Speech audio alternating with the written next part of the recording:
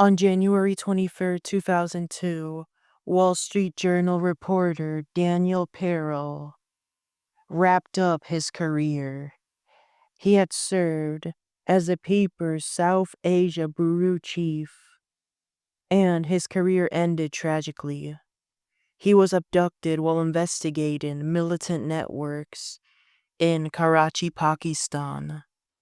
For weeks, his captors, linked to Al-Qaeda, the terrorist group, demanded the release of Islamist prisoners. Despite international efforts to save him, Daniel Pearl was brutally murdered, beheaded on camera in one of the most shocking acts of terrorism against journalism's modern history. His remains were discovered in Karachi in May 2002. This was as the United States was sending troops to the Middle East to combat terrorism. Pearl's murder was a grim reminder of the dangers reporters faced when covering controversial topics.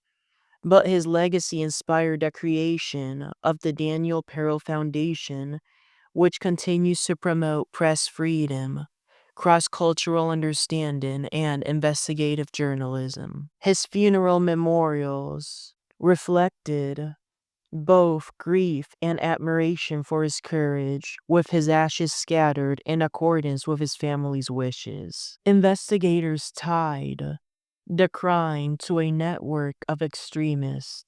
8 suspects were formally identified by the CIA: Ahmed Saeed Shaikh, Khalid Sheikh Mohammed, Fahed Nasim Ahmed, Syed Salam Saqid, Shaikh Mohammed Adil, Saud Memon, Amjad Farouki, and Saif al-Adel.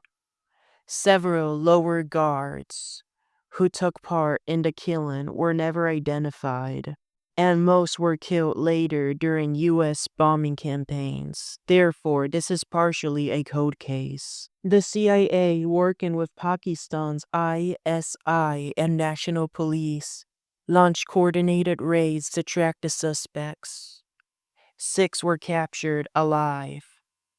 Amjad Farouki was killed in a 2004 shootout with Pakistani forces. Saif al-Adel, a senior al-Qaeda figure, remains at large outside Pakistan. He has been hiding for so many years. The most high-profile suspect, Khalid Sheikh Mohammed, was captured in Rawalpindi in March 2003. He was initially held at a high-security military compound, then transferred to a CIA black site in Stare, Kajkudia, Poland, where he was tortured and interrogated. He confessed to orchestrating Daniel Pearl's murder and many other terrorist acts.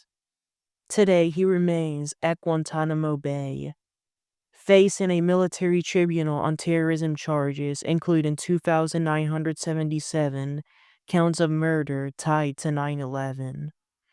Saud Memon, another suspect, never made it to court.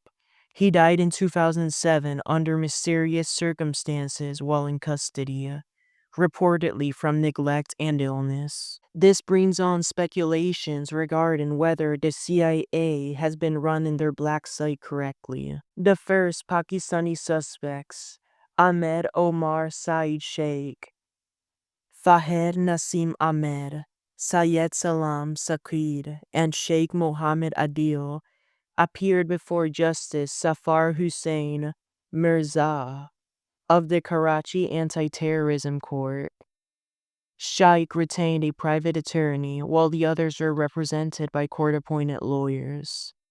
Judge Mirza ordered them to be held in custody pending trial. Prosecutor Raja Mohammed Sharif charged with murder, kidnapping, terrorism, and conspiracy, formally filing their cases before the Anti-Terrorism Court.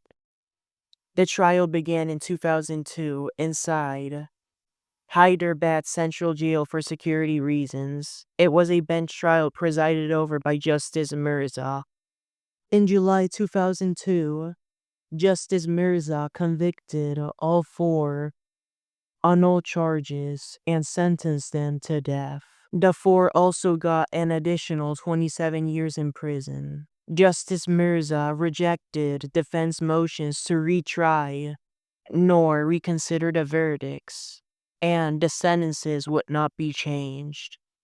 In 2004, the Singh High Court reviewed the case.